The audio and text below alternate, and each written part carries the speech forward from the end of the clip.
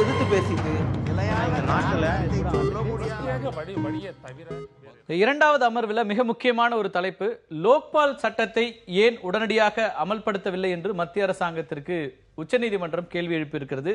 இந்த லோக்பால் சட்டத்தை உடனடியாக லஞ்சம் ஊழலுக்கு எதிரான விஷயங்கள்ல மிக முக்கியமாக பார்க்கப்படுவது லோக்பால், லோக் ஆயுக்தா.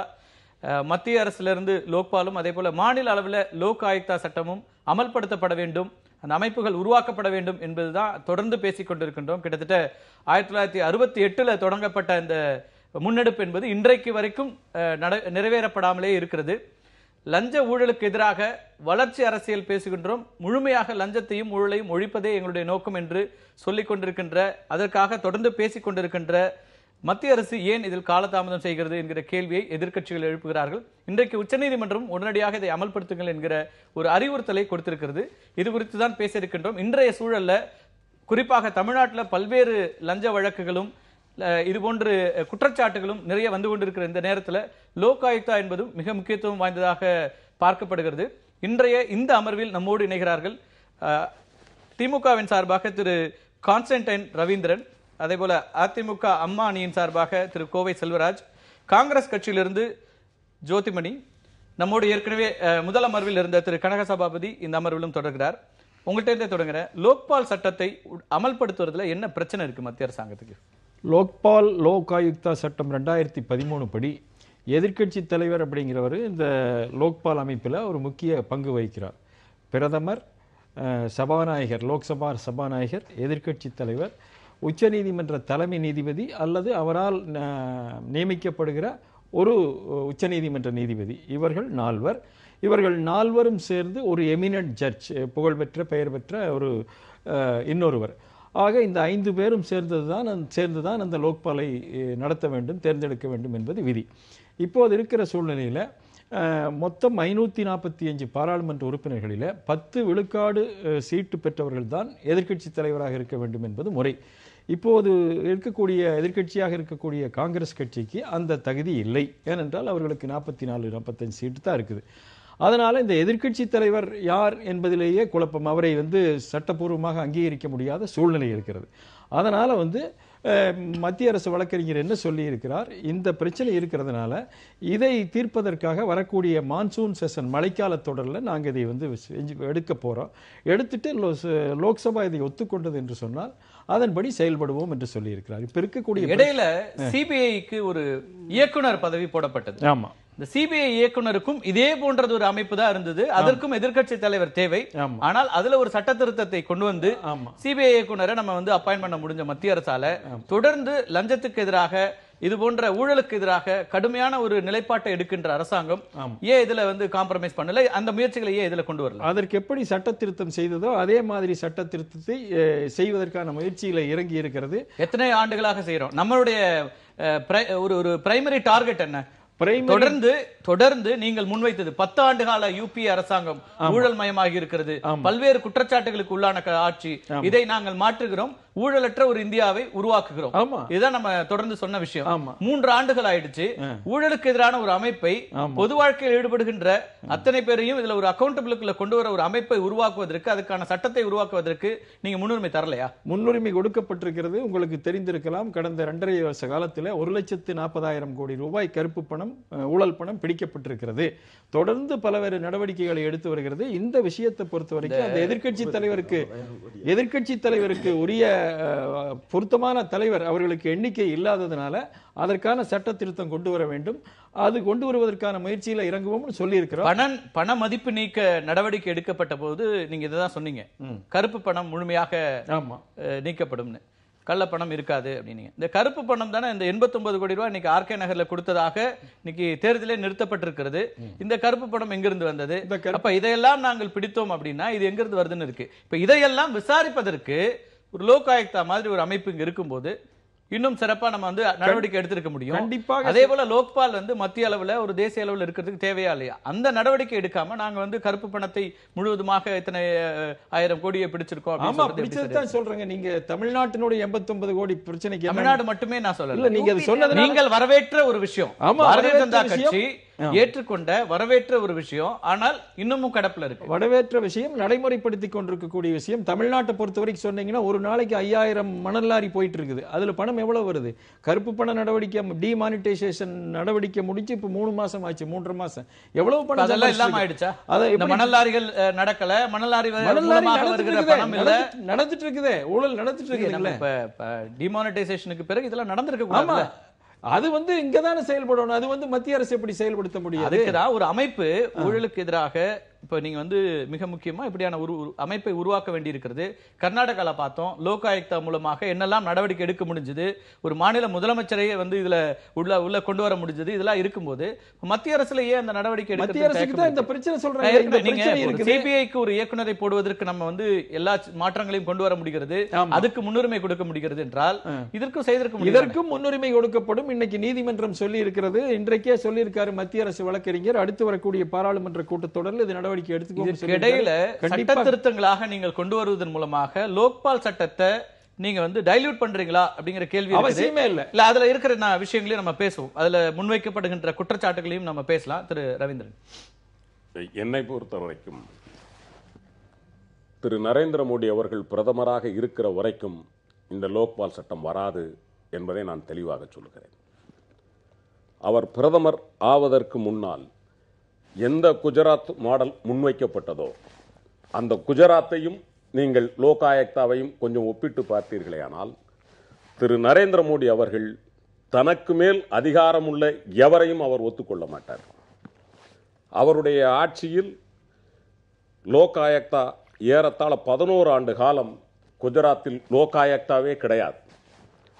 மேத்தா என்கிற மிக சிறந்த நீதிமான், இன்னும் சொல்ல போனால் அண்ணா ஹசாரேவினுடைய ஒருங்கிணைந்த ஒரு ஃபாலோயர், அவரை அன்றைய கவர்னர் கொண்டு வந்தார் என்பதற்காக மேத்தாவையே ஒத்துக்கொள்ளாமல் லோகாயுக்தா என்கிற அமைப்பையே, அந்த ஒரு ஓம்பட்ஸ்மேன் என்கிற அந்த ஒருவரையே ஒத்துக்கொள்ளாமல் நரேந்திர மோடி அவர்கள் பல சிக்கல்களை உருவாக்கி ஏறத்தாழ 11 ஆண்டு காலம் முடிய வருகிறது. 2013 மீண்டும் சுப்ரீம் கோர்ட் சொல்லுகிறது, நீங்கள் யார் இல்லை என்றாலும் இதை நீங்கள் நடைமுறைப்படுத்தலாம் என்று சொல்லுகிறது. சொன்ன பிறகும் கூட நரேந்திர மோடி அவர்கள் ஒத்துக்கொள்ளவில்லை. ஆனால் காங்கிரஸ் போன்ற பேர் இயக்கங்கள் வடநாடுகளில் அங்கே கேள்வி கேட்கிறது. ஊழலுக்கு எதிராக கிளம்புகிற நரேந்திர மோடி அவர்களே, உங்கள் தேசத்தில் ஊழலுக்கு எதிராக லோகாயுக்தா அமைக்க பயப்படுவது ஏன் என்ற கேள்வி கேட்ட பிறகு லோகாயுக்தாவை அமைப்பதற்கு ஒத்துக்கொள்கிறார். ஆனால் ஒத்துக்கொள்வதற்கு முன்னால் லோகாயுக்தாவின் அத்தனை சட்ட அதிகாரங்களையும் முதலமைச்சர் பக்கம் கொண்டு வந்து விட்டார். ஆக லோகாயுக்தா 2013 என்பதின் லோகாயுக்தா என்கிற அந்த தலைவர் யார் என்று பார்த்தால் முதலமைச்சர் தான். ஆக எனக்கு தெரிந்து 11 ஆண்டு காலம் குஜராத்தில் போராடி பெற்றெடுத்து லோகாயுக்தாவை கொண்டு வரலாம் என்று சமூக ஆர்வலர்கள் கொண்டு வந்ததை கூட லோகாயுக்தா முதலமைச்சர் நினைத்தால்தான் லோகாயுக்தா என்கிற நிலவைக்கு கொண்டு வந்த திரு நரேந்திர மோடி அன்றைய குஜராத் முதலமைச்சர் அவர்கள் எப்படி குஜராத்தில் ஒத்துக்கொள்ளவில்லையோ அதை போலவே அவரையும் விசாரிக்கிற லோக்பால் என்கிற அமைப்பை நிச்சயமாக அவர் பிரதமராக இருக்கிற வரைக்கும் லோக்பால் சட்டத்தை அவர் நிறைவேற்ற மாட்டார் என்பதுதான் அவருடைய கடந்த கால வரலாறு. அது மட்டுமல்ல, 2 விஷயங்கள் நான் சொல்லிவிடுகிறேன். பாரதிய ஜனதா கட்சி ஆட்சிக்கு இப்ப 3 ஆண்டுகள் வரப்போகுது, இன்னும் 3 ஆண்டுகள் ஆகி இருக்கிறது. 68ல இருந்து இருக்கிற பிரச்சனை. காங்கிரஸ் கட்சியும் கூட 2013 தான் இந்த சட்டத்தை பாராளுமன்றத்துக்கு கொண்டு வருகிறது. அதுவும் உங்களுக்கு ராஜ்யசபால நிறைவேற்றப்பட வேண்டிய உங்களுக்கு தெரியும். ஏறத்தாழ 8 முறை முயற்சி எடுக்கப்பட்டு அது 6 முறை ஆட்சி கலைந்திருக்கிறது. அங்கே வருகிற சிக்கல் 8 முறையில் 6 முறை ஆட்சி கலைந்திருக்கிறது. திரு வாஜ்பாயாக இருக்கட்டும், அதற்கு முன்னால் விபி சிங் அவர்களாக இருக்கட்டும், அதற்கு முன்னால் காங்கிரஸ் பாரதிய ஜனதா கட்சியும் இந்த முயற்சி எடுத்திருக்கிறது. இல்ல, நான் என்ன சொல்றேன், முயற்சி எடுத்திருக்கு, நான் இல்லன்னு சொல்ல. இல்ல, வாஜ்பாய் அவர்களையும் நீங்கள் நரேந்திர மோடியையும் ஒன்றாக வைத்து விட முடியாது. நீங்க கலைஞரோட லைன் வரீங்க. இல்ல, கலைஞரோட தலைவர் திரு கருணாநிதி இல்ல, இந்தியர்களின் மனச்சாட்சியாக நான் பேசுகிறேன். இந்தியர்களின் நான் உண்மையாக சொல்கிறேன். பாரதிய ஜனதா கட்சியினுடைய பிரதமராகத்தான் இருந்தார். மத்திய அரசுடைய இந்திய அரசுடைய பிரதமர் என்றாலும் பாரதிய ஜனதா கட்சியினுடைய சார்பாக இருந்தவர் தான் திரு வாஜ்பாய். அதனால அவரை தனியா பிரிச்சு பார்க்க முடியாது. ஒரு கட்சி ஆட்சியில் இருந்த ஒரு கட்சி அந்த முயற்சி எடுத்திருக்குன்னு பார்க்க சொல்லுகிறேன். அவரும் பிரதமர், இவரும் பிரதமர் என்கிற காரணத்தினால் பிரதமர் என்கிற வகையில் 2ம் ஈக்குவலாக இருக்கலாம். ஆனால் பிரதமர் நரேந்திர மோடி என்பவருக்கும் பிரதமர் வாஜ்பாய் என்பவருக்கும் தனித்தனி எத்திக்ஸ், அவர்களுக்கான character in the public life, இதெல்லாம் நீங்கள் அனலைஸ் பண்ணி பார்த்தீர்களே ஆனால் மனச்சாட்சி உள்ள எந்த இந்தியனும், தமிழனை மட்டும் சொல்லவில்லை, எந்த இந்தியனும் வாஜ்பாய் அவர்கள் உயரத்தில் நரேந்திர மோடி அவர்களை வைத்து பார்ப்பதற்கான வாய்ப்பில்லை. எனவே நான் சொல்லுகிறேன், வாக்காளர்களுடைய வாக்குகள் பார்க்கும்போது அது வேற இருக்கே. இவர் தொடர்ந்து வெற்றிகளை பார்த்துட்டு தான் இருக்காரு, அவரை தான் முன்னிறுத்துறாங்க. நான் என்ன சொல்லுகிறேன், வாஜ்பாய் அவர்களை விரும்பி அழைத்தது வேறு, காங்கிரஸ் வேண்டாம் என்று நரேந்திர மோடி கையில் ஒப்படைத்தது வேறு. நீங்கள் எப்பொழுதுமே இந்த தேர்தலை நாம் எப்படி பார்க்க வேண்டும் காங்கிரஸ் வேண்டாம் என்பதனால நரேந்திர மோடி காங்கிரஸ் ஆட்சியில திமுக கூட்டணியில் இருந்தார். நான் என்ன சொல்லுகிறேன், இருக்கலாம், நான் தவறுன்னு சொல்லவில்லை. காங்கிரஸ் ஆட்சி என்றால் காங்கிரஸ் ஆட்சி நாங்களும் இருந்தோம். எங்களுக்கு எதிரான மனநிலை இந்தியா முழுக்க இருந்தது. அந்த இதை பயன்படுத்தி கொண்டு கன்சாலிடேட் பண்ணியதில் நரேந்திர மோடி அவர்கள் வந்தார்கள். இதுதான். ஆகவே நான் ஒன்று சொல்லிவிடுகிறேன், நிச்சயமாக சொல்கிறேன், நரேந்திர மோடி இருக்கிற வரைக்கும் அரசு ஊழியர்கள், ஊழல்வாதிகள் மத்தியிலே இருப்பவர்கள் எல்லாம் சந்தோஷமாக இருக்கலாம். லோக்பால் அவர் வரவிட மாட்டார். ஜோதி, உங்களுடைய லோக்பால் போறதுக்கு முன்னாடி நீங்க சொன்ன ஒரு கருத்துக்கு நான் பதில் சொல்லிடுறேன். அவர் வெற்றி பெற்று கொண்டே இருக்கிறார் அப்படின்னு சொல்றீங்க. அப்படி ஒரு பிம்பத்தை கட்டி உருவாக்கப்படுகிறது. அவர் 13 சட்டமன்ற தேர்தல்களில், மாநில தேர்தல்களை அவர் பிரதம மந்திரியான அப்புறம் தோத்திருக்காரு. ஆனா ஒரு காங்கிரஸ் ஒரு மாநகராட்சி தேர்தலில் தோத்தாலே அதை பெரிய விஷயமாக பேசுகிற சூழல், 13 சட்டமன்ற தேர்தல்களை தொடர்ந்து பிரதம மந்திரியான பிறகு மோடி அவர்கள் தோத்திருக்கிறார். அதை நான் பதிவு பண்ண விரும்புறேன். அது ஒரு பர்செப்ஷன் தான், திட்டமிட்டு ஒரு உண்மை மறைக்கப்பட்டு. 13ல எதெல்லாம் சொல்றீங்க? கர்நாடகா, கேரளா, கர்நாடகா, தமிழ்நாடு, வெஸ்ட் பெங்கால், டெல்லி, இது எதுலயுமே பாரதிய ஜனதா கட்சி இதற்கு முன்னாடி இப்ப நான் அவங்களுடைய யூபில இந்த இடத்துல எல்லாம் காங்கிரஸ் கட்சியாவது வந்திருக்கு. நான் என்ன கேக்குறேன், இந்த இடங்கள் நீங்க குறிப்பிட்ட இடங்கள்ல காங்கிரஸ் கட்சியாவது வெற்றி பெற்றிருக்கிறது. இல்ல நான் கேக்குறேன், இது எல்லாமே மாநில கட்சிகள் ஏற்கனவே கோலச்சிற இடம். இதத்தான் நான் கேக்குறேன். இன்னைக்கு இதே யூபி தேர்தல்ல நாங்க நான் பிளேயர் 22 வருஷமா காங்கிரஸ் கட்சி அங்க ஆட்சியில் இல்ல. அன்னைக்கு யாராவது தலைவர்களுடைய தொகுதிகள் எல்லாம் அங்கேதான் இருக்கு. அந்த தொகுதிகள் எல்லாம் வரணும்ல. தொகுதி இருக்கிறனால மட்டும் இருக்கிற அந்த தொகுதியிலாவது 22 வருடங்களாக ஆட்சியில் இல்லாத நாங்க வெறும் 100 சீட்டுக்கு போட்டியிடக்கூடிய சூழல்ல அன்னைக்கு காங்கிரஸ் கட்சி தோத்தா முழு பொறுப்பும் காங்கிரஸ் கட்சி ஏற்றுக்கொள்ள வேண்டும். ஆனா அதே தோல்வியை மோடி அவர்கள் ஏற்றால் அந்த முழு தோல்விக்கான பொறுப்பையும் மோடி அவர்கள் ஏற்க மாட்டார். இததான் நான் சொல்ல பதிவு பண்ண விரும்புறேன். இப்படி ஒரு வாதம் தொடர்ந்து நிறைய வாதத்துக்குரிய விஷயம் இருக்கு. நம்ம அடுத்து லோக்பால். ரெண்டாவது, இது லோக்பால் இஷ்யூ. நான் சொல்ல வேண்டிய பாயிண்ட் நீங்க ஆல்ரெடி சொல்லிட்டீங்க. நீங்க சிபிஐ டைரக்டர் நியமிக்கிறப்ப அன்னைக்கு எல்ஓபி தேவைப்பட்டது. எல்ஓபி உடனே மல்லிகார்ஜுன கார்கே எல்ஓபி ஆனாரு. அதனால இது ஒரு 3 ஆண்டு காலமாக இவங்க லோக்பாலை மட்டும் கொண்டு வரலைங்கிறது அல்ல. ஒரு அவ்வளவு குற்றச்சாட்டுகள் சொல்லப்பட்ட Congress anti corruption frame work, ஊழலுக்கு எதிரான ஊழலை ஒரு சட்டத்தின் மூலம் மட்டுமே தீர்க்க முடியாது அப்படின்னு ஒரு ஃப்ரேம் ஒர்க்கை கொண்டு வந்தாங்க. First prevention of corruption act வந்தது, அதுக்கப்புறம் பஞ்சாயத்து ராஜ் வந்தது, அதுக்கப்புறம் டெக்னாலஜிஸ் வந்தது, அதுக்கப்புறம் ஆதார் வந்தது, நீங்க அதுக்கப்புறம் லோக்பால் வந்தது, விசில் ப்ளோயர் ஆக்ட் வந்தது. ஊழலை கண்டுபிடிக்கிறவர்களுக்கு பாதுகாப்பு சட்டம். இவ்வளவுக்கு பிறகுதான் காமன்வெல்த் ஊழல் வழக்கு வந்தது, 2G ஊழல் வழக்கு வந்தது, இந்த சட்டங்கள்லாம் இருந்தது, நிலக்கரி வழக்கு வந்தது. நீங்க அடிக்கிட்டே போவாதீங்க, நீங்க நிறைய சொன்னீங்க, அதோட பேரலா இதுவும் நடந்திருக்கு. அப்ப இந்த சிஸ்டம் சரியா இல்லையா கேக்குறேன். இந்த மாதிரி இது எப்படி வந்தது, இந்த ஊழல் எப்படி வெளியில வந்ததுன்னா ஆர்டிஐ, தகவல் அறியும் உரிமை சட்டம் ஒன்னு இருக்க முடியும் வெளியில வந்தது. நீங்க இதுக்கெல்லாம் யாரும் போராடல. இதெல்லாம் காங்கிரஸ் தானே முன் வந்து ஆர்டிஐ வேணும்னு யாரும் போராடல, ஆதார் வேணும்னு யாரு போராடல, பஞ்சாயத்து ராஜ் வேணும்னு யாரு போராடல. இவ்வளவு சிஸ்டமேட்டிக்கா கொண்டு வந்த சட்டங்களை இந்த 3 ஆண்டுகளில் மோடி அவர்கள் ஒன்றுமே இல்லாம ஆக்கிட்டாங்க. ஆட்சிக்கு 1.5 ஆண்டு காலம் தகவல் அறியும் உரிமை கமிஷனுக்கு கமிஷனர் கிடையாது. 1.5 ஆண்டு காலம் உச்சநீதிமன்றம் மிக கடுமையான விமர்சனம் வைத்த பிறகுதான் ஆர்டிஐ பண்றாங்க.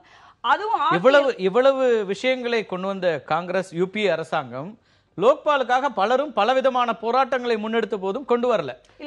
அண்ணா சாரை உண்ணாவிரதத்துல தொடங்கி அதுக்கு முன்னாடி கூட அண்ணா சாரையுடைய உண்ணாவிரதம் பெருசா பேசப்பட்டது. அதுக்கு முன்னாடி நம்ம பேசணும்.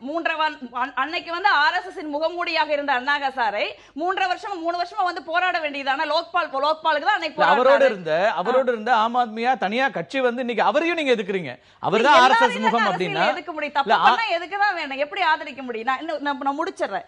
அதே மாதிரி இன்னைக்கு வந்து தகவல் அறிவு உரிமை சட்டம், நீங்க வந்து காங்கிரஸ் ஆட்சியில தகவல் அறிவு உரிமை சட்டத்தில் நீங்க வந்து 48 மணி நேரத்துக்குள்ள இன்னைக்கு பதில் கொடுப்பாங்க.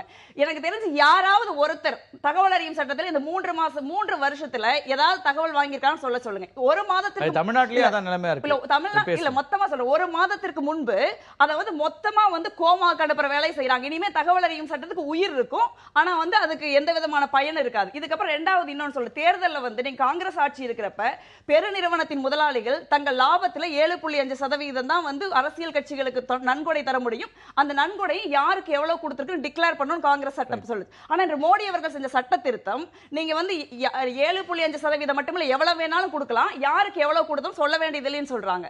அப்ப வந்து அரசியல்வாதிகள் சம்பாதிக்கிற கருப்பு பணம் பெருநிறுவனங்களுக்கு போய் அங்கிருந்து வெள்ளையாகி வந்துரும். இது யார் செய்யறா? நரேந்திர மோடி அவர்கள். Whistle blower act, whistle blower act வந்து ஊழலை கண்டுபிடிக்கிற ஒருத்தருக்கு வந்து பாதுகாப்பு தேவைப்படுது. இன்னைக்கு கிரானைட் ஊழலா இருக்கட்டும், பிஜேபி ஆட்சியில் வியாபம் ஊழல் 53 பேரை கொலையே பண்ணிட்டாங்க. சோ அந்த மாதிரி ஒரு சூழல்ல விசில் ப்ளோயர் ஆக்ட் ஒருத்தருக்கு உயிரை பணையம் வச்சு நாட்டு நலனுக்காக ஒருத்தர் ஊழலை கண்டுபிடிக்கிறாருன்னா அவர் கண்டுபிடிக்கிற பாதுகாப்பு வேணும்னா காங்கிரஸ் விசில் ப்ளோயர் ஆக்ட் கொண்டு வந்தது. ஆனா இன்னைக்கு கண்டுபிடிக்கிறவர் மீது குற்றம் சொல்லி அவரை கைது செய்ய முடியுங்கிற சூழல்ல இவங்க இன்னைக்கு விசில் ப்ளோயர் ஆக்ட மாத்திட்டாங்க. லோக்பால் மட்டுமல்ல, கொஞ்சம் கொஞ்சமாக வந்து நரேந்திர மோடி அவர்கள் ஊழலை எதிர்க்கின்ற என்ன விதமான அமைப்புகளை எல்லாம் காங்கிரஸ் கட்சி கொண்டு வந்த பஞ்சாயத்து ராஜுக்கு ஒரு மினிஸ்ட்ரியே இருந்தது. இன்னைக்கு பஞ்சாயத்து ராஜுக்கு மினிஸ்ட்ரியும் கிடையாது, ஃபண்டும் கிடையாது. அவங்க தொடர்ந்து முன்வைக்கிறது இந்த 3 ஆண்டுகள்ல அவர் மீதோ அல்லது அவருடைய ஆட்சி மீதோ என்ன குற்றச்சாட்டு நீங்க முன்வைக்க முடியும், என்ன ஊழலை நீங்க கொண்டு வர முடியும் அப்படிங்கிற அந்த கேள்விதான் அவங்க தொடர்ந்து முன்வைக்கிறாங்க. பேசலாம் ஜோதி, அடுத்த கட்டங்களை பேசலாம். என்னன்னா இது ஏன் வந்து இந்த ஊழல் நரேந்திர மோடி ஆட்சியில மிகப்பெரிய ஊழல் வந்து $8 பில்லியன் முதல் முறையாக வந்து டிஃபென்ஸ் ப்ரொக்யூர்மெண்ட் வந்திருக்கு ரஃபேல் டீல்ல. ரஃபேல் டீல்ல பாத்தீங்கன்னா 136 விமானங்களுக்கு வந்து காங்கிரஸ் கொடுத்த கோட்டை இவங்க வெறும் 36 விமானங்களுக்கு வாங்கியிருக்காங்க. அதுவும் இன்டோஜினஸ் டெக்னாலஜி, நமக்கு அவங்க டெக்னாலஜி நமக்கு கொடுக்கணும். இந்த துறையில் முன்னனுபவம் இல்லாத அனில் அம்பானியின் கம்பெனிக்கு அனைத்து விதிகளையும் மீறி இந்த டீல் கொடுக்கப்பட்டிருக்குது. 36,000 கோடி ரூபாயை வந்து அதிகமா கொடுத்து குறைவான விமானங்களை வாங்கி அதை வந்து இந்தியாவில் தான் உற்பத்தி பண்ணணுங்கிற கிளாஸையும் உடைச்சு பண்ணிருக்காங்க. இது ஏன் வந்து நரேந்திர இங்கதான் நீங்க கேக்குற கேள்விக்கு ஏன் நரேந்திர மோடி ஒவ்வொரு ஊழலுக்கு எதிரான அமைப்பையும் வந்து போஃபஸோட இத கனெக்ட் பண்ணலாம். அந்த மாதிரி மக்களுக்கு எளிதா புரியுமேங்கிறது இல்ல போவ நீங்க சொல்ற காரணம் எனக்கு புரியுது. நான் என்ன கேக்குறேன், நான் புரிஞ்சுக்கிறது இல்ல, நீங்க புரிஞ்சுக்கணும். ஊழல் அதாவது வாஜ்பாய் அரசு நாங்க இருக்கிறப்ப 20 ஆண்டு காலம் ஒரு வழக்கு நடந்து பிஜேபி ஆட்சியில் இதே இன்னைக்கு இருக்கிற நிதியமைச்சரா இருக்கிற அருண்ஜேட்லி அவர்கள் இந்த வழக்கில் ஒன்றுமில்லை, இதற்கு மேல் இதை நடத்த முடியாதுன்னு சொல்லி வாஜ்பாய் அரசால் உச்சநீதிமன்றத்தில் இந்த வழக்கில் இந்த போவார் சூழல் எந்த ஊழலும் இல்லைன்னு சொல்லி அது ஒரு உச்சநீதிமன்றத்தால் தள்ளுபடி செய்யப்பட்ட வழக்கு. நீங்க ஊழல் குற்றம் சாட்டி தண்டிக்கப்பட்டவங்க எல்லாம் வந்து புனிதர்கள் ஆகிடுவாங்க. ஆனா ஊழலே இல்லாத ஒரு விஷயம் 20 வருஷம் காங்கிரஸ் ஆட்சியில் இருந்தப்ப கேஸ் மூடி இருக்கலாம், அப்படிலாம் மூடல. வாஜ்பாய் ஆட்சி வந்த அப்புறம் தான் அதுக்கு இனிமே நடத்த முடியாது, அது பொய்ன்னு சொல்லி அந்த வழக்கை மூடுறாங்க. சோ ஏன் வந்து இந்த ஒவ்வொரு ஊழலுக்கு எதிரான அமைப்பையும் நரேந்திர மோடி மூடுறாரு அப்படினா நம்ம கொண்டு வர முடியாத ஒரு சூழல் தான் இருந்துச்சு. இல்ல அதெல்லாம் பேசலாம், முடிச்சிடுறேன்.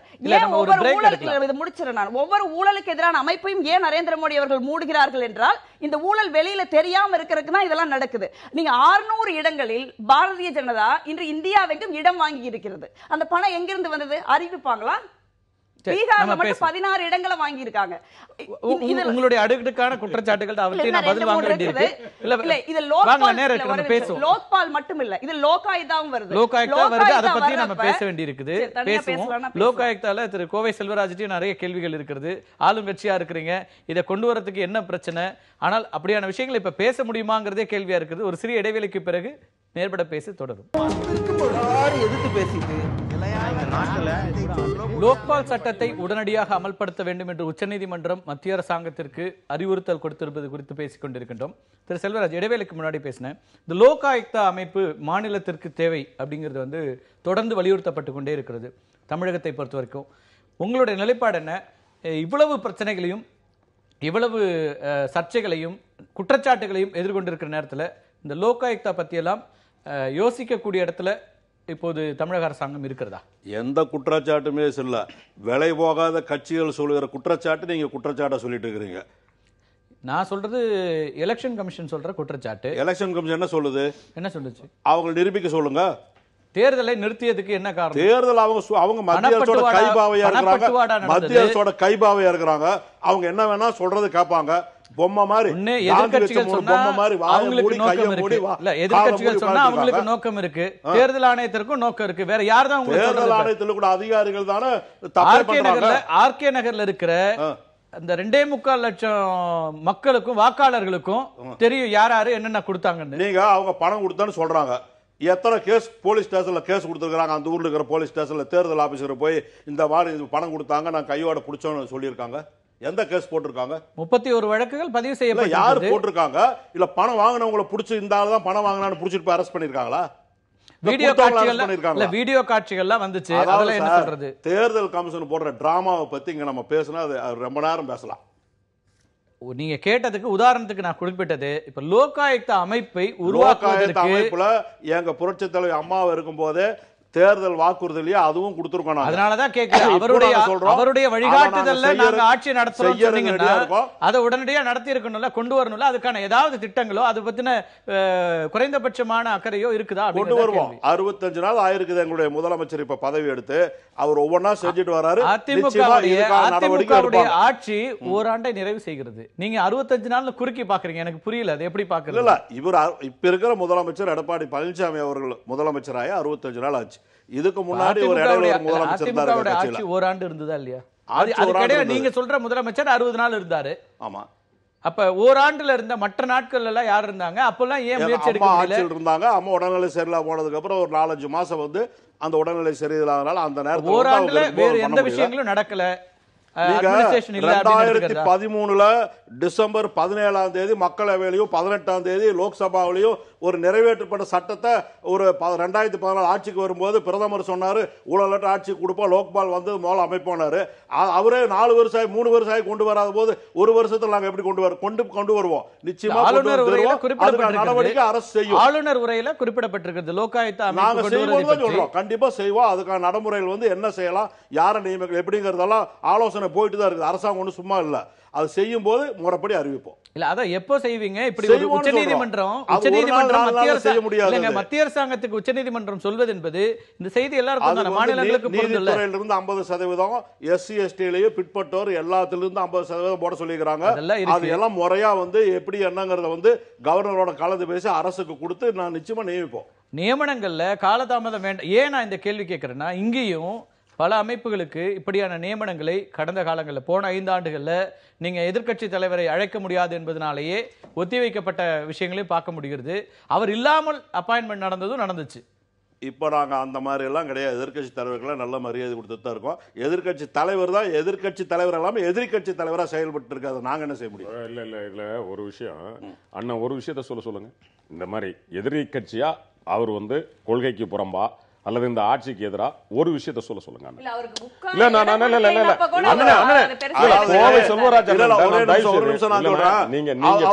எந்த அடிப்படையில அரசாங்கத்தை வந்து அவர் என்ன ஜனநாயகப்படி பேசுறாரு? அவரு இல்ல சொல்லுங்க என்ன ஜனநாயகம் இல்லன்னு அவர் கேக்குறாரு. நானும் கேக்குறேன். அவர் என்ன ஒரு அரசு செஞ்சதுவே செய்யலங்கிறாரு, செய்யாத செஞ்சதா சொல்லிட்டு இருக்காரு. ஏட்டிக்கு போடியா பேசிட்டு உங்களுக்கு எளிதா இருக்குங்க.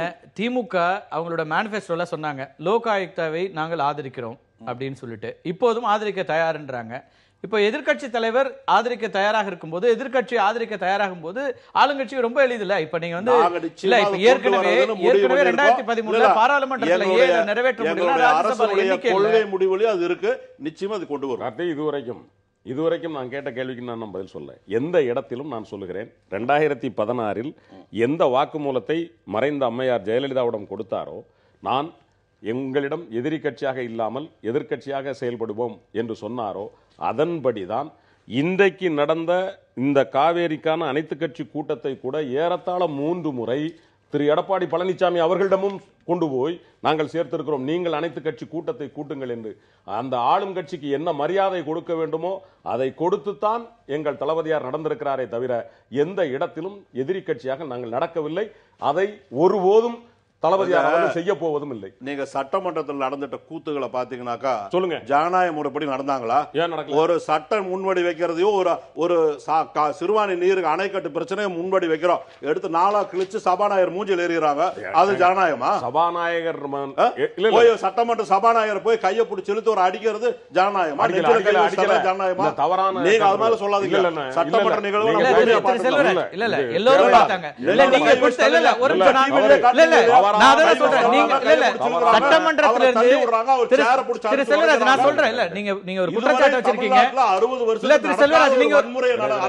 நான் என்ன சொல்றேன், இதெல்லாம் நீங்க சொல்லலாம், நீங்க ஒரு எதிர்க்கட்சியாக நீங்க அப்படி சொல்லலாம். நீங்கள் வெளியிட்ட அல்லது சட்டமன்றத்திலிருந்து வெளியிடப்பட்ட காட்சிகளையுமே கூட நீங்க மிகைப்படுத்தி சொல்றீங்க. இந்த பிரச்சனைகள் நடந்தது, தாக்குனாரு, அடியில காட்டுங்கள கையை பிடிச்சி இழுக்கிறதோ நெஞ்சில கை வச்சு அதை வந்து நான் இல்லங்க, நாங்க சட்டமன்ற நிகழ்வை கூட்டிட்டு போவாங்க. சட்டமன்ற நிகழ்வை இங்க நான் ஆதரித்தோ அதெல்லாம் பேசல. ஆனால் மிகைப்படுத்தி சொல்வதும் வேணான்ற என்ன நடந்தது இருந்து நடந்து உண்மைதான் சொல்றேன். அதெல்லாம் இருந்தது. இப்ப இருக்கிற பிரச்சனை லோக் ஆயுக்தா. லோக் ஆயுக்தாவை பொறுத்தவரை எதிர்க்கட்சி ஆதரிக்கிறது, ஆதரிக்கிற அந்த சூழல்ல இப்போ தமிழக அரசாங்கம் இதை கொண்டு வர வேண்டியது. எங்க அரசு கண்டிப்பா அதை கொண்டுட்டு வரும். இன்னும் 4 வருஷம் சாட்சி இருக்கு. நிச்சயமா அதை வந்து நாங்க விரைவில் எவ்வளவு சீக்கிரம் முடியுமோ அவ்வளவு சீக்கிரம் அமல்படுத்துவோம். இப்ப 4 ஆண்டுகள் காத்திருக்கணும். 4 வருஷம் ஆட்சி இருக்கு, செய்வோம்னு சொல்றோம். இல்ல, நீங்கள் தமிழகத்தில் லோக்காயுதா வர்றது ரொம்ப முக்கியம். ஏன்னா மணல் கொள்ளை, கிரானைட் கொள்ளை நிறைய இருக்கு. ஆனா ரொம்ப முக்கியமா இதுக்கு முன்னாடி இருக்கிற கவர்மெண்ட்ல பூரா எல்லாம் ஊழல் இல்லாத ஆட்சி நடக்குதா? என்ன மணல் கொள்ளை நடக்குது? கட்டடம் கட்டுறதுக்கு மணல் கொடுக்க வேண்டாமா? அரசு பணம் நிர்ணயிச்சு தான் மணல் வாங்கிட்டு இருக்கு. திரு செல்வராஜ், நீங்க கொள்ளை கொள்ளைன்னு என்ன கொள்ளை அது? இல்லங்க, பேசினது பிறகு நீங்க மணல் வியாபாரம் பண்ண வேண்டாமா? மணல் கவர்மெண்ட் மணல் கொள்ளை நடக்கலையா?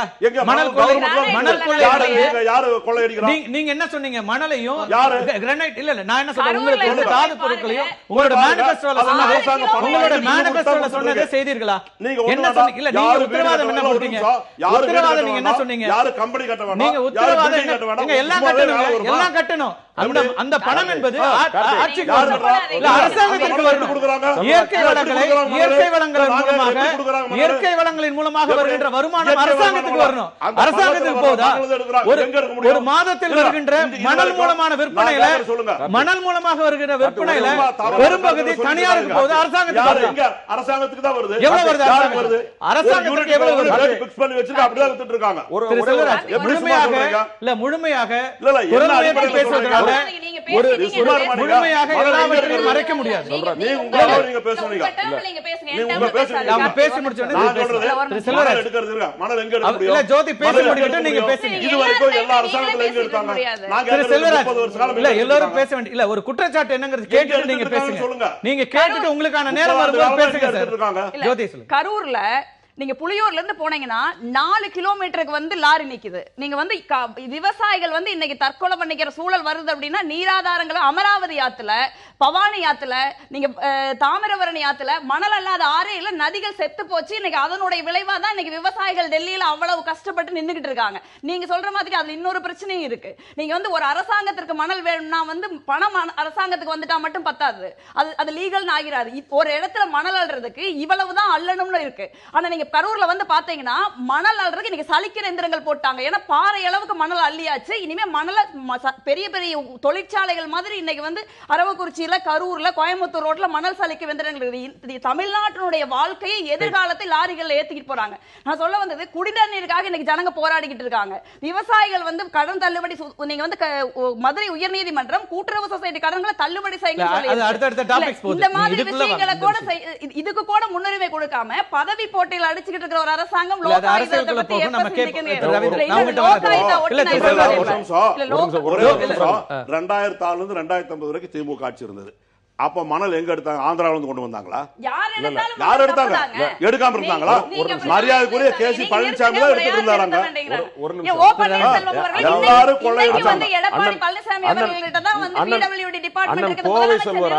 அண்ணன் கோவை செல்வராஜ் லாவகமாக ஒரு விஷயத்தை மறந்து விட்டார்.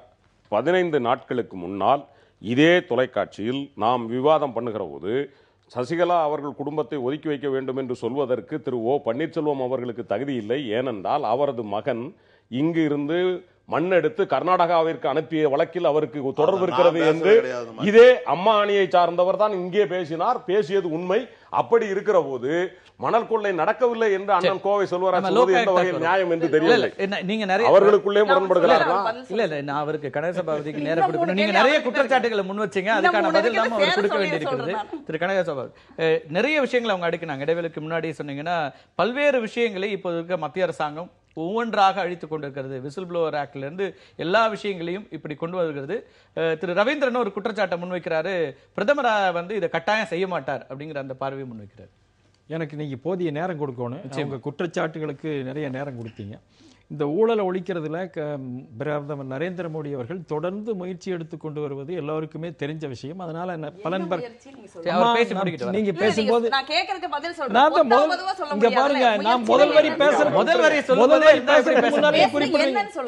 அதுக்குதான் அப்புறம் வாய்ப்பு கொடுத்திருக்குது. விவாதம் அதுக்கு தானே பேச தெரியுமா? நான் உங்களுக்கு முதல்லயே சொன்னேன், வாய்ப்பு இவங்க தொடர்ந்து பேசல. நம்ம நேரத்தை கடத்த வேண்டாம், நீங்க சொல்லுங்க, உங்களுக்கான நேரம் தான். அத உங்களை குறுக்கிடாம பாத்துக்கிறது உங்க நெறியாளர் பொறுப்பு. இந்த குற்றச்சாட்டுகளை வைக்கிறது யாருன்னு பாத்தீங்கன்னா, ஊழலுக்கு உலகறிந்த 2 கட்சிகள், திமுக காங்கிரஸ் கட்சி வைக்குது. சர்க்காரியா கமிஷனால விஞ்ஞானபூர்வமான ஊழல் அப்படின்னு கேட்ட கேள்வி இந்த விஷயங்களுக்கு வரல. நீங்க அதுக்கு தான் வர்ற இல்ல மறைக்கிறதெல்லாம் ஒண்ணு கிடையாது. நாங்க 2 பேருமே பேசலாம், சொல்லி முடிக்கட்டும். முதல்ல நீங்க குற்றச்சாட்டு சொல்றதுக்கு அனுமதி கொடுத்திருக்கீங்க, அதுக்கு பதில் சொல்றதுக்கு அனுமதி நீங்க பதில் குற்றச்சாட்டு நீங்க பதிலுக்கு வராம குற்றச்சாட்டு போகும்போது இல்ல ஜோதி இருங்க பேசி பாருங்க. நீங்க உங்களை கண்டு எதுக்கு பயக்கணும்? என்ன பயப்பட சொல்றீங்க? பதில் சொல்ல முடியாத சூழல் இருக்குன்னு சொல்றேன். சொல்லுங்க. நீங்க இது நாகரிகமான பேச்சு கிடையாது. இல்ல அவர் பேசி முடிக்கட்டும், அதுக்கு நாகரிகமான பேச்சு கிடையாது. பதில் சொல்றேன். நான் பேசுறேன் விட சொல்லுங்க. என்ன வம்பா பேசிட்டு வரட்டும், நம்ம பேசுவோம். எவ்வளவு விவாதங்கள் நடத்திருக்கோம், இன்னும் நேரம் இருக்கு. நீங்க சொல்லுங்க. அதனால இவங்க சர்க்காரியா கமிஷனால விஞ்ஞானபூர்வமான ஊழல் குற்றம் தவறு ஊழல் செய்தவர்கள் என்று குற்றம் சாட்டப்பட்ட திமுக சொல்லுகிறது இவர் நடவடிக்கை எடுக்க மாட்டார் அப்படின்னு. காங்கிரஸ் கட்சியை பொறுத்த வரைக்கும் தொடர்ந்து அது ஜோதிமணி நிறைய விஷயங்களை சொல்லிட்டே போனாங்க. அது நிறைய, அதுல 1-2 மட்டும் உங்களுக்கு உதாரணம் சொல்றேன். உதாரணமா ரைட் டு இன்ஃபர்மேஷன் ஆக்ட் கொண்டு வந்ததே இவங்க தான் சொன்னாங்க. ரைட் டு இன்ஃபர்மேஷன் ஆக்டுக்காக 1960களில் இருந்து போராட்டம் நடந்திருக்குது. அதுல காங்கிரஸ் ஆட்சி ராஜஸ்தான்ல இவங்க தான் அதை தடுத்தது. ரைட் டு இன்ஃபர்மேஷன் பாருங்க, மறுபடியும் இது நியாயம் இல்லைங்க. பொய் சொல்றாரு. அசோக் கெலாட் அரசாங்கம் முதல்முறையாக தகவல் அறியும் உரிமை சட்டத்தை ராஜஸ்தான்ல கொண்டு வந்தது. மக்களுக்கு தெரியும். நீங்க பேசுறதுக்கு வாய்ப்பு கொடுங்க. நீங்க பேசுறது அசோக் கெலாட் அரசாங்கம் ராஜஸ்தான்ல முதல்முறையாக தகவல் அறியும் உரிமை சட்டத்தை கொண்டு வந்தது. அதை ஃபாலோ பண்ணி தான் காங்கிரஸ் அரசாங்கம் சென்ட்ரல்ல கொண்டு வராங்க. கார்த்திகே, இந்த பேச்சுல மினிமம் டிசிப்ளின் இருக்கணும். மினிமம் டிசிப்ளின் இருக்கணும். இவங்க சொல்றத நேர்மை, ஊழல் இல்லாத தன்மை, ஒவ்வொருத்தருமே அவங்க கருத்துல பேசுறதுக்கு விடுங்க. அடிப்படை நாகரிகம் தெரிஞ்சுக்க நீங்க சொல்லுங்க. பொய் சொல்லாதீங்க. ஒரு நீங்க விவாதம் பேசி முடிச்ச உடனே நீங்க மறுக்கலாம். பொய் எல்லாத்தையுமே மறுக்கலாம். இல்ல நான் என்ன சொல்றேன், வார்த்தைக்கு வார்த்தை பேசினா பதில் பேச முடியாதுங்க. எல்லாருக்குமே தெரியும். நீங்க சொல்லுங்க. பொய் சொல்றதுக்கு நான் வந்து இல்ல பொய் சொல்றீங்க, அதான் பிரச்சனை. நீங்க சொல்றதா பொய். இல்ல இப்ப இது ஒரு மக்கள் முடிவு பண்ணிட்டுங்க. ஒரு விவாதமாக லோகாயுக்தா இல்ல லோக்பால் பற்றி பேசுறதுல அடுத்த கட்டத்துக்கு நீங்க சொல்லுங்க. நான் கேட்ட எதுக்குமே ஒரு பதில் சொல்ல மாட்டீங்க. இல்ல நீங்க பேசுவதற்கு இடம் கொடுப்பீங்களா இல்லையா? நான் கொடுக்கிறேன். இல்லங்க இது சரியில்லை. இது சரியில்லை. என்ன சரியில்லை கார்த்தி? நான் நீங்க பேசி முடிக்கட்டுங்க. நீங்க பேசும்போது அவர் ஏதாவது குறுக்கிட்டாரா? இல்ல கார்த்தி, நான் சொல்றதுக்கு அவர் பதில் சொல்லாம நீங்க அதுக்கும் மறுங்க. இல்ல அதுக்கும் மறுப்பு தெரிவிப்பதற்கு நேரம் இருக்குன்ற நான். நீங்க மறுங்க. நான் போய் சொல்லலாம், நான் மறுப்பு இன்டர்வியூ மறுபடியும் போய் சொல்றது நீங்க திரும்ப திரும்ப 2 பேரும் தனிப்பட்ட முறையில போறத விட நீங்க விஷயத்தை எனக்கு நான் இன்னைக்கு தான் பாக்க நீங்க எனக்கு அவங்களுக்கு என்ன சம்பந்தம்? ராஜஸ்தான்ல அசோக் கெலாட் கவர்மெண்ட் தான் ஃபர்ஸ்ட் பாஸ் சரி, பண்ணாங்க. அடுத்த விஷயத்தை பேசலாம். இருங்க. நீங்க ரைட் டு இன்ஃபர்மேஷன் ஆக்ட் பொறுத்தவரைக்கும் உச்சநீதிமன்றத்தினுடைய தலையீடுல அதனுடைய தலையீடின் பேர்ல ரைட் டு இன்ஃபர்மேஷன் ஆக்ட் நிறுவப்பட்டது. நீங்க நெறியாளர், நீங்க இத டீல் பண்ணனும். பாருங்க, இது உண்மையா நீங்க சொல்லுங்க. எப்ப ஆர்டிஐ உச்சநீதிமன்றத்துல என்ன சொல்ற குறிப்பு எடுத்துக்கங்க, எல்லாத்தையும் பதில் சொல்லுங்க. இல்ல ஜோதிக்கு குறிப்பு எடுக்க வேண்டாம், மைண்ட்ல இருக்கு, பேச முடியும். நீங்க பேசலாம். நீங்க சொல்லுங்கன்னு சொல்றேன். நான் நீங்க பேச முடியும். நீங்க சொல்லுங்க. ஐயா, நான் சட்டத்துறை பேராசிரியர். நான் ரைட் டு இன்ஃபர்மேஷன் ஆக்ட் பாடம் நடத்திட்டு இருக்கேன். பாடம் நடத்தி நான் வந்து போய் சொல்லிட்டு ஆமா, இது பர்சனலா பேசுறாங்க. இது ரொம்ப அநியாயம். நீங்க டீல் பண்ணுங்க. இல்ல அவர் பேசி முடிச்ச பிறகு நீங்க பதில் ரொம்ப அநியாயம். என்னங்க இது? இல்ல அவர் பேசி முடிச்ச பிறகு பேசுறதுல என்ன உங்களுக்கு பிரச்சனை? நீங்களே சொல்லலாம்னு சொல்றேன். இல்ல இதுலயே நேரம் 10 நிமிஷம் போயிடுச்சு. நீங்க சொல்லுங்க. என்ன அநியாயமா இருக்குதுங்க? அப்புறம் தொடர்ந்து ஒவ்வொருமே தவறுகள் எல்லா இதையும் நாங்க வந்து குறைச்சிட்டு இருக்கிறோம். நீதிமன்றம் சொல்லுது சார். ஆமாங்க, நீதிமன்றம் சொல்றப்ப நீங்க எதிர்க்கட்சிகள் சொல்றதெல்லாம் விட்டுருங்க. நீதிமன்றம் சொல்லுது நீங்க வந்து இப்ப இந்த சட்ட திருத்தங்களை கொண்டு வரீங்க. இந்த சட்ட திருத்தங்கள்ல கொண்டு வரப்பட்ட சட்ட திருத்தங்கள்ல நீங்க சட்டத்துல தெரிஞ்சவரா இருக்கிறதுனால நான் குறிப்பிடுறேன். பல சட்ட திருத்தங்கள் மூலமாக இந்த லோகாயுக்தா சட்டத்தினுடைய இது வந்து முழுக்க மழுங்கடிக்கப்படுகிறது அப்படிங்கிற அந்த குற்றச்சாட்டை எப்படி மறுக்கிறீங்க? அதை சார், சட்டத்தை பொறுத்த வரைக்கும் நான் தான் சொல்றேன், லீடர் ஆஃப் ஆப்போசிஷன் பிரதமர் இதுக்குள்ள வருவாரா வரமாட்டாரா? வருவார், நடவடிக்கை எடுப்பார். இல்லங்க, பிரதமர் இந்த சட்டத்தின் கீழ் வருவாரா இல்லையா? இப்ப இருக்கிற திருத்தத்துல அதுதான் மாற்றப்படுகிறது. வருவார் சார். ரவீந்திரனுடைய நேரடியான குற்றச்சாட்டு 13 ஆண்டுகள் குஜராத்ல முதலமைச்சரை அதுக்குள்ள கொண்டு வராம இருந்தாங்கிறது குஜராத் நேரடியா சொல்லப்படுற விஷயம். நீங்க பதில் சொல்றதுக்கு நேரம் கொடுக்க மாட்டீங்க. குஜராத்தை பொறுத்த வரைக்கும் அங்க வரக்கு காரணம் அப்ப இருந்த கவர்னரே ஊழல் குற்றச்சாட்டுல பாதிக்கப்பட்டவங்க, அவங்களை பயன்படுத்திட்டு உங்கள்ட்ட மத்திய அரசாங்கம் வச்ச குற்றச்சாட்டுகளுக்கு நேரடி பதில் இல்லாம வேறு விஷயங்களை குற்றச்சாட்டு ஒவ்வொன்றுக்கு பதில் சொல்றேன். நான் ஒவ்வொன்றுக்கு பதில் சொல்றேன் சார். அவர் சொன்னாருன்னு நீங்க சொல்றீங்க, பதில் சொல்றதுக்கு விட மாட்டேங்கிறீங்க. அது தொடர்ந்து பயன்படுத்திட்டு வந்தாங்க. அதனால அவர்கள் ரெக்கமெண்ட் பண்ண பேர்களே கூட அந்த மாதிரி பேர் இருந்தது. அதுதான் பிரச்சனை, வேற ஒண்ணும் கிடையாது. மத்திய அரசை பொறுத்த வரைக்கும் மக்களுக்கு பூரா தெரியும். தொடர்ந்து இப்ப ராஜீவ் காந்தி ஆட்சி காலத்தில் பிரதமரா இருக்கும்போது என்ன சொன்னாரு? நாங்க ₹1 அனுப்புனா 15 காசு தான் போய் சேருதுன்னு சொன்னாரு. எல்லா மட்டத்திலும் ஊழல். இந்த 2.5-3 வருஷ கால ஆட்சியில ஒவ்வொரு வகையிலும் ஊழலை ஒழிப்பதற்கு பிரதமர் முயற்சி செய்து வருகிறார். நீங்க அப்படியே உடனடியா அந்த அமைப்பு கொண்டு வரல. இன்னைக்கு தான கோர்ட் சொல்லி இருக்குது சார். கோர்ட் சொல்லி தான் இந்த விஷயத்தை நம்ம இல்ல சார், சட்ட பிரச்சனை இருக்குது. லீடர் ஆஃப் ஆப்போசிஷன் இருக்கிறதுக்கு உங்களுக்கு தகுதி இல்ல. தகுதி இல்லாத லீடர் முன்னாடியே கேட்டேன். ஆமா சார், அதுக்கு சட்டத்தை மாத்தினா இதுக்கு மாத்துவாங்க. அதுக்கு மாத்தினா நெறியாளர் ஒருத்தர் தான் நல்லா இருக்கும் ஒரு நிகழ்ச்சிக்கு. அதுக்கு சட்டத்தை நீங்க பேசும்போது நீங்க பல அடுக்கடுக்கான குற்றச்சாட்டுகளை முன்வைக்கிறீங்க.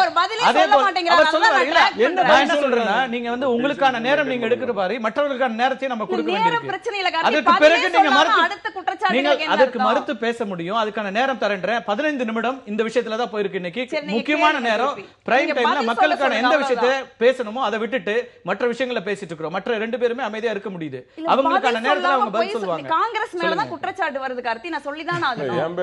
எங்களுக்கும் பதில் சொல்லணும். இல்ல, மறுபடியும் போய் சொல்லுங்க சார். நீங்க கேளுங்க, நான் பதில் சொல்றேன். இந்த சட்ட திருத்தங்கள் மூலமாக ஏன் நீங்க வந்து மழுக்கடிக்க வேண்டிய தேவை இருக்கு? மழுக்கடிக்க வேண்டிய அவசியம் இந்த அரசாங்கத்துக்கு கிடையாது. தொடர்ந்து 60-70 வருஷ கால ஆட்சிக்கு லோக்பால் சட்டத்தை வலுவிழக்கக்கூடிய பல அம்சங்கள் இப்போது நடக்கிறது. இந்த சட்ட திருத்தத்தை முயற்சி எடுக்கும் போது அதுல என்னென்ன அம்சங்கள்லாம் இருக்குதோ, இதுல முக்கியமா நீங்க வந்து இந்த தலைவராக பிரதமரை இதுல வந்து உட்படுத்த முடியுங்கிறதே இன்னைக்கு வரைக்கும் அதுதான் இது தள்ளி போயிட்டே இருக்கு. இவங்க லோக்பால் சட்டத்தை பத்தி கூட சொன்னாங்க. இப்ப லோக்பால் சட்டத்துல வந்து பிரச்சனையே என்னன்னா, ஏன் அண்ணா ஹசாரே வந்து போராட்டம் பண்ணாரு?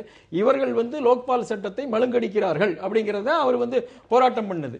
2011 டிசம்பர்ல அவர் போராட்டம் பண்ணி ஆரம்பிச்சதுக்கு அப்புறம் நீங்க உங்களுக்கு நல்லா ஞாபகம் இருந்தா தெரியல, டிசம்பர் 21ஆம் தேதி அன்னைக்கு ராஜ்யசபையில அன்னைக்கு அது நிறைவேறக்கூடாதுங்கிறதுக்காக தொடர்ந்து நள்ளிரவு வரைக்கும் இழுத்து அது ஓட் ஆஃப் கான்ஃபிடன்ஸ் இல்லாம பண்ணாங்க. இதுல இந்த நீர்த்து போக வைக்கிற விஷயத்துல முக்கியமா நான் சொல்றது, பொது ஊழியர்கள் தங்களுடைய சொத்து விவரங்களை வெளியிட வேண்டும் அப்படிங்கிறது. ஆனா சட்ட திருத்தத்தின் மூலமாக அதை மாற்றுவதற்கான ஒரு முயற்சி எடுக்கப்படுகிறது. அதே போல பொது ஊழியர்களுடைய குடும்பத்தினர், இமீடியட் ரிலேஷன்ஸ், மனைவி, குழந்தைகள், இவர்களுடைய சொத்து பட்டியலும் இதுல வந்து சேர்க்கப்பட வேண்டும். அதையும் மாற்ற முயற்சிகள் நடக்கிறது. அப்ப ஒரு ஊழலை எதிர்க்கிற, ஊழலுக்கு எதிராக கடுமையாக நடவடிக்கை எடுக்க போறோம்னு சொல்லும் போது இப்படியான சட்ட திருத்தங்களை முன்வைப்பது என்பது எந்த அடிப்படையில சரியா இருக்கும் சார்? மத்திய அரசு வலுவிழக்க வைக்குமா வைக்காதா? கண்டிப்பாக செய்யாது. கண்டிப்பாக மத்திய அரசை பொறுத்தவரையில ஊழலை ஒழிப்பதற்கு அத்தனை முயற்சிகளையும் செய்து வருகிறது. நீங்க இதெல்லாம் பொலிட்டிக்கல் ஸ்டேட்மெண்ட். நான் கேட்கிறது, இந்த முயற்சி ஏன் இப்ப இப்படி ஒரு சட்ட திருத்தம் ஏன் முன்வைக்கப்படுகிறது? அதுக்கு என்ன தேவை இருக்கு? அதுக்கான ஜஸ்டிஸ் என்ன? இந்த சட்ட திருத்தத்தை பொறுத்த வரைக்கும் முக்கியமாக அந்த எதிர்க்கட்சி தலைவர்ங்கிறது அங்கீகாரம் இல்லாத எதிர்க்கட்சி தலைவர் இருக்கிறார். ஏன்னா அவர்களுக்கு போதிய திருத்தம் கொண்டு வரதை பத்தி நான் கேட்கிறேன். நீங்க சட்டம் கொண்டு வருவது அப்புறம் இருக்கட்டும். ஆமா, அதுல வந்து சட்ட திருத்தத்தை முன்வைப்பதன் மூலமாக என்ன, எதற்காக இப்படியான ஒரு முன்னெடுப்பு அப்படிங்கிற கேள்வி இருக்கு. சட்ட திருத்தம் வந்து முடிவாக்கப்படவில்லை. சட்ட திருத்தம் வந்து இன்னும் முடிவாக்கப்படவில்லை. ஆகவே இது வந்து விவாதத்துக்கு வரும்போது 2016 ஜூலை 31 நிறைவேற்றப்பட்ட லோக்பால் சட்டத்துல 44வது பிரிவின் முன்வைக்கப்படுகிறது.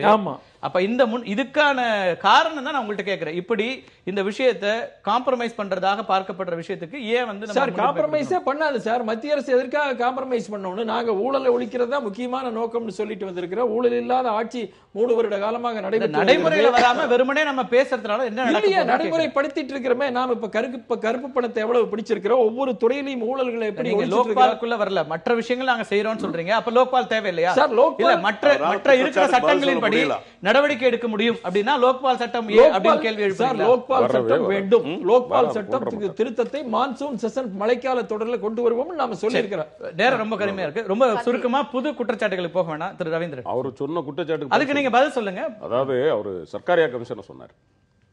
சர்க்காரியா கமிஷனுடைய தீர்ப்பு அதுல எந்த இதுவும் இல்லை. ஊழல் நடந்ததுக்கு ஊழல் பூர்வம் அதை விஞ்ஞானபூர்வமாக நடந்ததாக சொன்னார்கள். அதற்கு அடுத்தாற்போல் வந்தார் எம்ஜிஆர். அவர் அன்றைக்கு இருந்த அட்வொகேட் ஜெனரலிடம் விபி ராமன் அவர்களிடம் கொடுக்கிறார். கொடுத்து இதை வழக்கு தொடர்ந்து இதை இன்வெஸ்டிகேட் பண்ண முடியுமா என்று கேட்டதற்கு advocate general declined the court procedure. அவர் என்ன சொல்லிட்டாரு, இதுல எந்த முகாந்தரமும் இல்லை, எனவே சர்க்காரியா கமிஷனை பத்தி நம்ம ஒண்ணுமே சொல்ல முடியாது, தயவுசெய்து அதை விட்டுருங்கன்னு சொல்லிட்டாரு. ஒண்ணு. இன்னொன்னு நான் சொல்றேன், இந்த லோக்பால் இந்த 2016 திருத்தத்தை நீங்கள் பார்த்தீர்களே ஆனால் உண்மையாக சொல்லுகிறேன், இனிமேல் இந்த லோக்பால் சட்டத்தை நரேந்திர மோடி அவர்கள் கொண்டு வந்தாலும் அதனால் எந்த பயனும் கிடையாது. கொண்டு வர மாட்டார். நீங்க கொண்டு வர மாட்டார், பயனில்லைன்றீங்க. கண்டிப்பா கொண்டு வர மாட்டார். நீங்க எழுதி வைங்க, நம்ம தொடர்ந்து மோடி கொண்டு வர மாட்டார். ஒண்ணு. இன்னொன்னு சொல்லிடுறேன், முக்கியமா பாருங்க, ஏற்கனவே சொல்லிட்டீங்க, நம்ம அந்த அமெண்ட்மெண்ட் பாருங்க, அந்த அமெண்ட்மெண்ட் பத்தி தான் பேசணும். ரிலேஷன்ஸ் சார், நான் என்ன கேட்கிறேன், ஒரு லோக்பால் சட்டமே நீங்க அரசு ஊழியர்கள் தவறு பண்ணா கேட்கறது தான். அரசு ஊழியர்கள் தங்களை பத்தியும் சொல்ல மாட்டாங்க, தங்களை சுற்று வட்டாரத்தையும் சொல்ல மாட்டாங்கன்னா அப்புறம் அந்த சட்டத்தை வச்சு என்ன பண்றது? செல்வராஜ், இந்த லோகாயுக்தா லோக்பாலாங்கிறதுல இந்தியா முழுவதும் எல்லா அரசு அதிகாரிகளும் மார்ச் 31 இருந்து ஜூலை 31க்குள்ள இவங்களுடைய ஒவ்வொரு ஆண்டும் இவங்களுக்கு சொத்து மதிப்பு கொடுக்கணும். அவங்க குழந்தைங்க, சம்சாரம், அவங்க குடும்பம், சொந்த பந்தம் கொடுத்தாங்கன்னு சொல்லியிருக்காங்க. அந்த மாதிரி இருக்கிறதுனால எந்த அதிகாரி இதை கொண்டு வர்றதுக்கான முகாந்திரமான வேலை செய்ய மாட்டாங்க. ரெண்டாவது, பிரதமரும் மத்திய அமைச்சர்களும் நீதிபதிகளே இதுல உட்படுத்துறாங்க. இது அரசியல் தலைமைகள் தான் முடிவெடுக்கணும். அதிகாரிகள் என்ன பண்ண போறாங்க? நான் நீங்க மத்திய அரசு முடிவெடுக்க வேண்டியது மத்திய அரசை பொறுத்த வரைக்கும் இல்ல. 2013ல கொண்டு வந்தவங்க அன்னைக்கு இருக்கிற காங்கிரஸ் கூட்டணி அரசாங்கம் என்ன செஞ்சிருக்கணும், இதை அமுல்படுத்தி எல்லா மாநிலத்திலும் அமைக்க சொல்லி அதை ஜனாதிபதி ஒப்புதலுக்கு பண்ணிருக்கலாம். அவங்களும் நிறைய ஊழல் வழக்குல மாட்டிருந்ததுனால அந்த பிரச்சனை வந்தா எல்லாருக்குமே தண்டனை வருவதனால எல்லா மத்திய அரசுகளும் இதை கண்மூடி மறைத்துக் கொண்டிருக்கிறது. பிரச்சனை இருக்கு, நடவடிக்கை எடுக்க முடியும்னா நீங்களே லோகாயுக்தா மாநில அரசு இந்தியா மத்திய அரசு செய்ய மாட்டேங்குது. மத்திய அரசு செய்தோ செய்யலையோ நீங்க பல மாநிலங்களுக்கு முன்னுதாரணமா உங்க எதிர்க்கட்சி செய்ய 2017 உங்களுக்கு நல்ல தீர்ப்பு சொல்லுவோம். இல்ல, நான் ஒரு சின்ன திருத்தம். 2013 சட்டம் பாஸ் ஆகி பிரசிடென்ட் அசன்ட் போய் 2014 சட்டம் எக்ஸிஸ்ட் ஆயிருச்சு. பிரதமர் வருவாரா மாட்டாங்கிறது விவாதிக்கப்பட்டு மன்மோகன் சிங் அவர்கள் பிரதமர் வருவார் அப்படின்னு சொல்லிட்டாரு. பிரதமர் வருவாருங்கிறது வந்து இன்னைக்கு வந்து அமைக்க வேண்டியது என்ன அப்படின்னா, நீங்க லோக்பாலுக்கு அமைப்பு மட்டும் அமைச்சா போதும், சட்டமே வேண்டியது இல்ல. இப்ப அதை அமைக்க கூடாது என்பதற்காக தான் இவங்க வந்து திருப்பி அதை அனுப்பிச்சிட்டு இருக்காங்க. ஒண்ணு. ரெண்டாவது, குஜராத்தில் 11 ஆண்டு கால போராட்டத்துக்கு பிறகு வந்த லோகாயுக்தாவுல முதலமைச்சர் வந்து எக்ஸெம்ட் பண்ணிட்டாங்க. இவர்கள் வந்து ஊழலை ஒழிக்கவில்லை, ஊழலை ஒழிக்கின்ற அமைப்புகளை ஒழிச்சுக்கிட்டு இருக்காரு. நான் அதான் சொன்னேன். ரெண்டாவது, காங்கிரஸ் ஊழல் அப்படின்னா 3 வருஷமா நீங்க நிரூபிங்க. ஒண்ணு நிரூபிச்சிருக்கீங்களா? ஒரு கமிஷன் அதெல்லாம் ஊழல் வழக்குகளை பத்தி பிறகு பேசலாம். சும்மா பேசிக்கிட்டே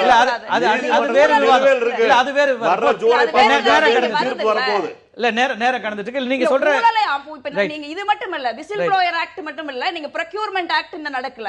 நீங்க time bound bill, service delivery பில்லையும் பெண்டிங் வச்சிருக்காங்க. மொத்த ஊழலை ஒழிக்கின்ற மொத்த கட்டமைப்புகளும் 3 ஆண்டுகளில் அடித்து நொறுக்கப்பட்டு விட்டது. அதில் லோக்பால் ஒன்று, மத்திய அரசாங்கம். அது மட்டும் இல்ல, அதுதான் நான் சொன்னேன். இதுவரைக்கும் அவர்கள் மீது நீங்க வந்து இப்ப என்னென்ன விஷயங்களை குற்றச்சாட்டுகளை முன்வைக்க முடியும்? நாங்க ஊழலற்ற ஆட்சியை கொடுக்கிறோம், ஊழலுக்கு எதிரான நடவடிக்கையை கடுமையா எதிர்க்கிறோம் அப்படின்றாரு. எந்த குற்றச்சாட்டையும் எதிர்க்கட்சிகள் நேரடியா இன்னைக்கு வரைக்கும் ப்ரூவ் பண்ண முடிஞ்சிருக்கா? இல்ல, நான் அதான் முதல்லயே சொன்னேன். 2G நீங்க காமன்வெல்த் எப்படி வெளியில வந்தது? ஆர்டிஐ மூலமா வெளியே வந்தது. ஆர்டிஐ சட்டமே என்ன கிடையாது. ஏன் இது நடக்குது அப்படின்னா, ஊழல் நடக்கிறது. அந்த ஊழலை சிவிசிக்கு வந்து 2 வருஷம் வந்து நீங்க கமிஷனரே கிடையாது.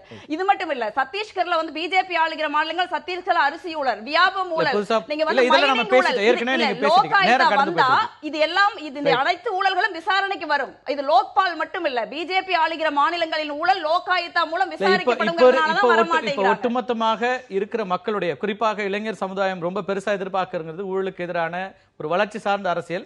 எனவே அந்த நம்பிக்கையை கொடுத்து அல்லது அதை பரப்புரையாக மையமாக வைத்து அத்தனை கட்சிகளும் பேசுகிறார்கள். ஆனால் அது நடைமுறையில வரமாட்டேங்குது. 68 இருந்து இன்னமும் அந்த காத்திருப்பு என்பது தொடர்ந்து கொண்டே இருக்கிறது. விரைவில் லோகாயுக்தா அல்லது லோக்பால் போன்ற அமைப்புகள் உருவாகி ஏற்கனவே இருக்கிற சட்டங்களின் மூலமாகவே ஊழலை தடுக்க முடியும், ஊழலுக்கு எதிரான நடவடிக்கைகள் எடுக்க முடியும் என்றாலும் கூட அவையெல்லாம் நடத்தப்படவில்லை. எனவே இதன் மூலமாகவாது குறைந்தபட்ச ஒரு நடவடிக்கை எடுக்கப்படும் என்ற எதிர்பார்ப்பு இருக்கிறது. மீண்டும் ஒரு நிகழ்ச்சியில் சந்திக்கலாம் நண்பர்களே. நன்றி, வணக்கம்.